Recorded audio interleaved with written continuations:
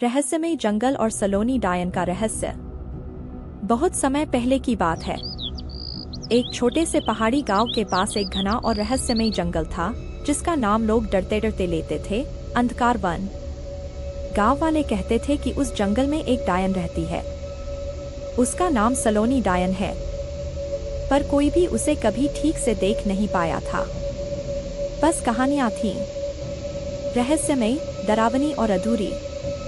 मीरा, एक 10 साल की जिज्ञासु और बहादुर लड़की, अपने दादा दादी के साथ उसी गांव में रहती थी।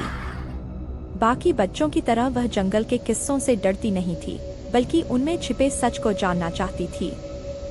एक रात जब आसमान में बिजली चमक रही थी और हवा अजीब सी फुसफुसा रही थी, मीरा की दादी ने कहा, जब भी जंगल में चमकती नीली रोशनी दिखे, समझो सलोनी जाग गई है। मीरा की आंखों में चमक आ गई। अगले ही दिन उसने ठान लिया, वह अंधकार वन का रहस्य सुलझाएगी। मीरा एक छोटी सी टॉर्च, एक नोटबुक और अपनी माँ की दी हुई चमेली की माला पहनकर जंगल की ओर निकल पड़ी। जैसे ही वह पेड़ों के बीच पहुंची, हवा एकदम बदल गई। पक्षियों की आवाजें बंद हो गईं। अचानक सामने की जमीन धसक गई और मीरा एक गहरे गड्ढे में गिर गई। उसने खुद को कांपते हाथों से उठाया। गड्ढा गहरा तो था, लेकिन अजीब तरह से गर्म। दीवारों पर नीली नर्म रोशनी चमक रही थी, वैसी ही जैसी दादी ने बताई थी। तभी उसकी टॉर्च झपकी और सामने एक आकृति दिखी।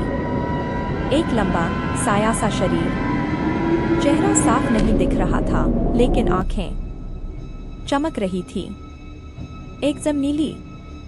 तुम यहाँ कैसे पहुंची, बच्ची? एक धीमी लेकिन गूंजती आवाज गूंजी। मीरा कांपी, लेकिन बोली, मैं सच जानना चाहती हूँ। डायन का सच। एक पल को सन्नाटा छा गया। फिर वह आकृति मुस्कुराई और हवा में विलीन हो गई। तभी दीवारें खुल गईं और मीरा एक नई जगह पर आ गई, एक जादुई गुफा में। गुफा में हर तरफ अजीब चिन्ह बने थे, जैसे किसी प्राचीन भाषा के। और बीच में एक बड़ा सा कटोरा जिसमें नीला जल था। जैसे ही मीरा ने पास जाकर झांका, पानी में एक चेहरा उभरा, सलोनी का। लेकिन वह वैसी नहीं थी जैसी डरावनी कहानियों में बताई जाती थी। उसकी आंखें उदास थीं और चेहरे पर करुणा थी। हर कोई मुझे बुरा समझता है, वह बोली, पर उन्होंने मेरी कहानी कभी सुनी ही नहीं। मीरा का दिल धड़कने लगा। तो फिर बताइए, आपकी कहानी क्या है? लेकिन तभी गुफा की दीवारों से अचानक अजीब सी चिल्लाहटें आने लगीं। नीली रोशनी लाल होने लगी और हवा में गरजते शब्द गूंजे, सच को जगाओगी तो अंधकार जागेगा। गुफा की दीवारें हिलने लगीं। मीरा दौड़कर बाहर निकली, लेकिन अब जंगल वैसा नहीं था जैसा वह जानती थी। पेड़ अपनी जगह से हिल रहे थे, जमीन से काले धुएं उठने लगे थे और हवा में तैरती परछाइयां मीरा का पीछा करने लगीं। एक पेड़ की जड़ से अचानक एक हाथ निकला, सड़ा हुआ लेकिन जिंदा। मीरा चीखी, लेकिन तभी उसके गले की चमेली की माला चमकने लगी और हाथ गायब हो गया। सलोनी की आवाज फिर गूंजी, वक्त कम है मीरा। सच को जानना है तो अगले दरवाजे से गुजरना होगा। लेकिन याद रखो, हर सच की एक कीमत होती है। मीरा ने देखा, एक झरने के नीचे एक गुप्त दरवाजा खुल रहा था। वह वहां पहुंची और जैसे ही उस दरवाजे से गुजरी, वह एक और ही दुनिया में पहुंच गई। यह जंगल उजला था, फूलों से भरा हुआ, पर उसमें कुछ गड़बड़ थी।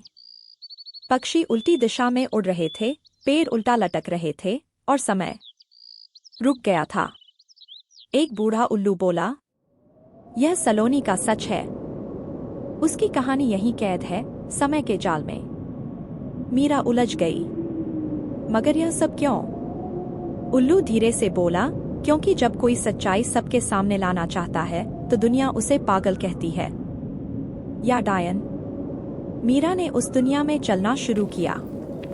वहां हर मोड़ पर एक हिस्सा था सलोनी की कहानी का, एक लड़की जिसे अपने गांव से निकाला गया क्योंकि वह दूसरों से अलग थी, क्योंकि वह जानवरों से बात कर सकती थी और पेड़ उसकी भाषा समझते थे। मीरा की आंखों से आंसू गिरने लगे। तो वह डायन नहीं थी, वह तो एक प्रकृति रक्षक थी। तभी जमीन कांपी। एक विशाल काला दरवाजा सामने आ गया। उस पर लिखा था, अंतिम सत्य का द्वार। मीरा ने जैसे ही दरवाजा खोलना चाहा, एक जोरदार चीख उसके कानों में गूंजी। आसमान फटने लगा, नीली आग चारों ओर फैल गई और वह दरवाजा खुद ब खुद बंद हो गया। सलोनी की उदास आवाज एक बार फिर सुनाई दी, तुम तैयार नहीं हो? अभी नहीं। मीरा उस द्वार के सामने बैठ गई, आंखों में सवाल, दिल में हिम्मत और दिमाग में हजारों रहस्य। क्या सलोनी सच में एक रक्षक थी या सब कुछ सिर्फ एक भ्रम है? क्या मीरा अंतिम दरवाजा खोल पाएगी?